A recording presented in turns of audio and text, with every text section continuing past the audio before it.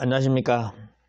오늘은 법정지상권 2020 타경 5389 물건 낙찰 후 건물 매입 방법 및 건축 후 매도 방법에 대해서 알아보는 시간을 갖도록 하겠습니다. 저는 수동대학교와 영남이공대 평생교육원 경매과정과 실전투자과정 경매학원을 운영하고 있는 서견 김동수 박사입니다. 이 사건은 건물은 매각지어야 되고 토지만 매각되는 물건입니다. 그래서 강제 경매로 진행이 되었고요. 이 감정가는 3억 8,928만 원으로 감정되었으며 평당가로 따지게 되면 약 대지가 38평이기 때문에 약 1,000만 원 정도의 감정이 된 그런 사건이 되겠습니다.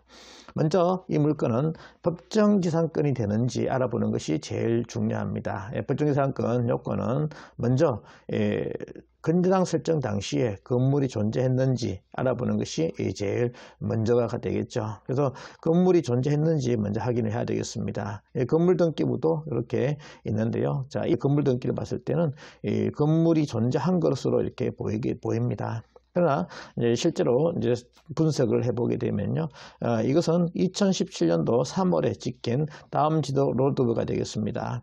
기존 주택이 이렇게 있어요. 그리고 앞에는 이렇게 대강해서 이렇게 간판이 있습니다. 뒤에 건물이 현재 2017년도 3월 달에 있었고요. 그리고 2018년 4월 달까지 건물이 존재했습니다. 그런데 2020년 3월 8월에 보면 결국 건물이 철거가 되었어요. 뒤쪽은 이렇게 없다가 지금 현재는 건물이 이렇게 뒤까지 이렇게 만들어졌습니다. 그래서 이것이 가설 건축물로 이렇게 되어 있는 상황이에요. 그래서 이 가설 건축물이 정식 허가를 받고 건축했는지 알아보는 것이 굉장히 중요합니다. 그런가 하면 법정지상권에서 건물에 대해서 존재해야 되는데 이 건물의 존재에 대해서 가장 중요한 것이 결국 건물이 정식 허가를 받아서, 그러니까 미등기 무허가하고는 좀 차이가 다른데요. 불법 건축물 같은 경우는 불법으로 지었기 때문에 이건 정식 건물로 인정을 받을 수가 없습니다. 근데 무허가, 과거에 지었던 무허가 건물 같은 경우는 건물로 인정을 받을 수가 있어요. 그래서 이 물건 같은 경우는 과거에 있던 건물을 부수고 새롭게 가설 건축물로 이렇게 지었다는 거예요. 그래서 이것은 건물로 인정이 되지 않는다는 겁니다. 그래서 남구청에 확인을 해보니까 결국 불법 가설 건축물이라는 겁니다. 그래서 이 불법 가설 건축물 같은 경우는 건물로 인정이 안 되기 때문에 첫째 조건에서 인정이 안 되는 그런 상황이 되는 거예요. 그리고 둘째, 건축 설정 당시에 토지 건물 소유자가 같아야 되고, 셋째, 경매 등으로 토지 건물 소유자가 달라져야 되는데 1번 조건이 만족하지 않기 때문에 이것은 법정지상권이 인정되기 어려운 물건이다 라고 판단이 됩니다. 위치는 명동역에서 영대병원역 사이에 교대역이 있습니다. 교대역과 가까이 있는 그런 대도로를 물고 있는 건물이 되겠습니다. 그리고 1호선 있고요.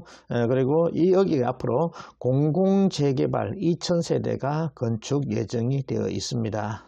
그리고 뒤쪽으로 도서관이, 대구에서 가장 큰 도서관이 건립될 예정이에요. 이 점선 같은 경우는 앞으로 4호선 도시철도가 개통이 될 예정입니다. 여기는 현재 군부대이지만 지금 담 허물기 해서 이 담을 허물고 도로가 이렇게 연결될 예정입니다. 그리고 앞으로 4호선 순환선이 건설될 예정이에요. 그렇게 되면 T자형으로 해서 이 도로가 주도로가 될 가능성이 상당히 많다라고 판단되어서 저는 투자 결정을 했습니다. 그래서 이 물건을 분석하면서 기본적으로 밸류맵이라는 우리 최근 실거래 신고된 금액이 이렇게 나오는데요. 여기 보니까 옆에 땅이 평당해서 약 2천만 원의 거래가 2021년도 됐습니다. 근데 지금 이거는 1,000만 원 감정되었기 때문에 아무래도 적게 감정이 되었죠. 그리고 건물 때문에, 건물로 인해서 결국 토지에 대해서 제한 사항이 되기 때문에 감정이 좀 적게 된 물건이라 보시면 되겠습니다. 그래서 입찰 결정을 할 때 가장 중요한 것이 매도 가능 금액이 얼마냐, 내가 얼마에 팔 수 있는 게 가장 중요하고요. 그리고 최근 실거래가 아까 보셨듯이 2천만 원에 거래가 되었고요. 그리고 최근 매물 시세, 매물량, 지금 여기는 개발 호재들이 있기 때문에 매물이 없어요. 그래서 시세가 가늠되기 좀 어렵습니다. 근데 최근에는 평당 한 2천만 원 거래됐다 보시면 되겠고요. 그리고 정보지 클릭수를 보니까 당일날 상당히 많이 클릭이 되었어요. 그래서 아무래도 관심이 좀 많다라고 판단이 되고요. 그리고 이제 매수자의 의지, 저는 공동투자를 좀 많이 하게 되는데요. 이때 꼭 낙찰 받고자 하는 의지가 있느냐, 아니면 그냥 해보고 그냥 되면 되고 안 되면 안 되고 하는 중간적인 측면이냐, 아니면 경험을 쌓고자 하는 것이냐, 여기에 따라 내 입찰 금액이 달라지게 됩니다. 그래서 공동투자 하시는 분이 요번에 꼭 받고 싶다 해가지고 내가 낙찰받을 수 있는 금액을 이렇게 책정했습니다. 5억 1,411만 원을 제가 입찰 금액을 적어냈어요. 감리가 대비 132%입니다. 저는 낙찰받고자 하는 물건 같은 경우는 금액을 올려서 이렇게 입찰을 해요. 그런가 하면 내 수익을 좀 적게 잡으면 되지 않겠습니까? 일단 낙찰 받아야지 수익이 있는 것이지, 낙찰 받지 못하면 수익 자체가 없는 거예요. 그래서 5억 1,411만 원 입찰했더라도 평당 금액을 따지게 되면 1,352만 9,221원 됩니다. 그래서 시세가 아까 최근 실거래가가 2천만 원인데 1,300만 원이니까 한 700만 원 정도 차익이 생긴다 보시면 되겠어요. 그리고 차순위가 4억 7,500에 썼습니다. 이분 같은 경우는 우리가 이제 실패하기를 바라면서 차순위 신청을 이렇게 하셨어요. 왜? 물건이 괜찮으니까 차순위 신청을 한 것이 아니겠습니까? 이분 입장에서는 나름대로 꼭 받으려고 하는 그런 욕심이 있었기 때문에 이렇게 차순위 신청했다 보시면 되겠어요. 먼저 건물에 철거 안내문을 이렇게 부착을 했습니다. 그래서 세 장을 써가지고 세 군데 이렇게 건물 철거 및 지로 청구에 대한 통지해서 이렇게 해서 붙였고요. 그리고 이제 이 분석을 하니까 결국 아까 보셨듯이 남구청 건축가의 허가부서에 하니까 그 기존 주택을 철거하고 불법 가설형 건축물을 건축했기 때문에 이것은 건물로서 인정이 안 된다는 겁니다. 그래서 불법 건축물에 대한 철거 명령을 남구청에서 지금 발령을 했고요. 그리고 이행 강제금 부과하겠다는 통지를 예정하고 있습니다. 그래서 이거에 대해서 확인을 해서 법정 사건이 일단은 안 된다 이렇게 보시면 되겠고요. 그리고 절차 진행 방향은 법정 사건 성립이 불가하다는 겁니다. 그래서 남구청에 건축가에서 철거 요구를 하고요. 그리고 저는 개인적으로 건물 철거 및 지로 청구 소송을 준비를 합니다. 그래서 이렇게 소송을 준비해서 문자를 이렇게 보냈어요. 낙찰받은 누구누구입니다. 먼저 법정의 사건은 남구청에 확인한 바 불법 건축물로서 철거 처분이 내려진 것으로 본 바 법정의 사건이 성립되지 않는 것으로 판단됩니다. 하고 이렇게 건물 철거에 대한 내용하고 그 다음에 치료 10% 즉 월 428만 4,250원을 매월 달라라고 요구를 했어요. 왜? 낙찰 금액이 5억 1,400이기 때문에 그에 대한 10%를 이렇게 요구를 한 겁니다. 그래서 이렇게 해서 문자를 이렇게 보냈고요.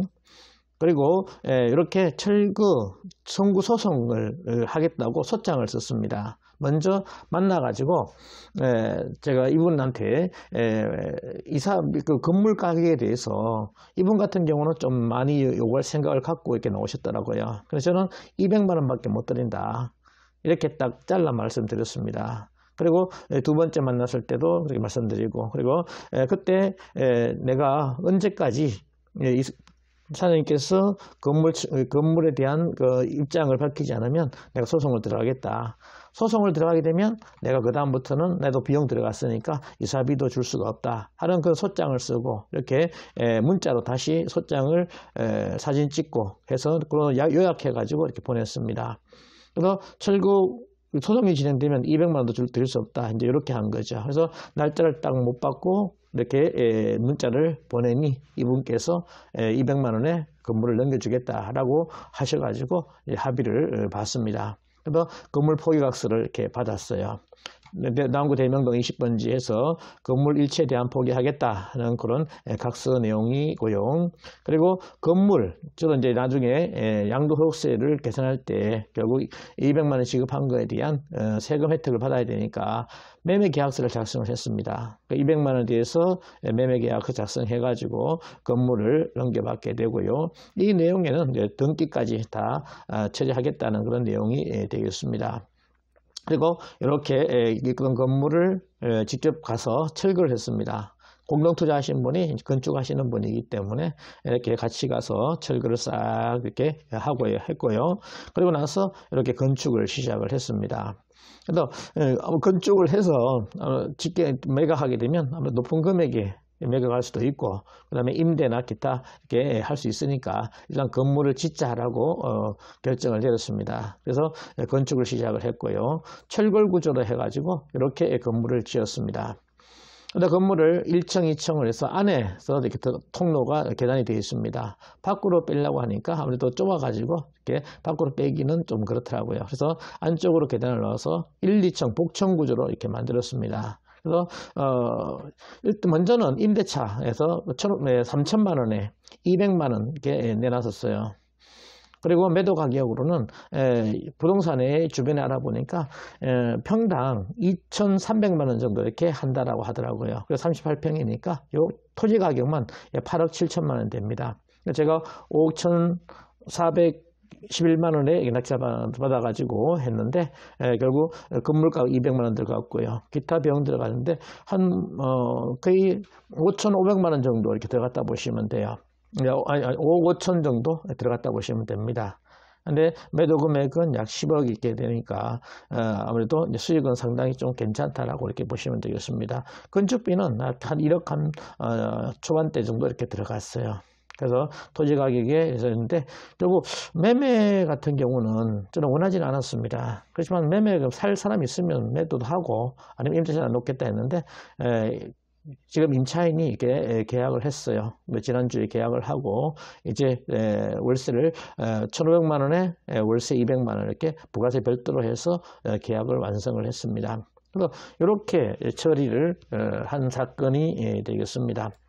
그래서 법정 사건 물건을 낙찰받고 나서 이렇게 건물을 일단은 매입을 해야 됩니다. 매매하고 나서 그 다음에 건축을 하고 그 다음에 임대하든지 매도하는 이런 절차를 갖는 것이 법정지상권 물건이 되겠어요. 그래서 이 법정지상권은 해결만 하면 수익은 상당히 많이 된다라고 보시면 됩니다. 이 물건 같은 경우에 지금 토지에 3억 2천 건전한 설정이 되어 있습니다. 근데 건물까지 이렇게 하게 되면 거의 뭐 한 7억까지 대출을 해주겠다라고 이렇게 하더라고요.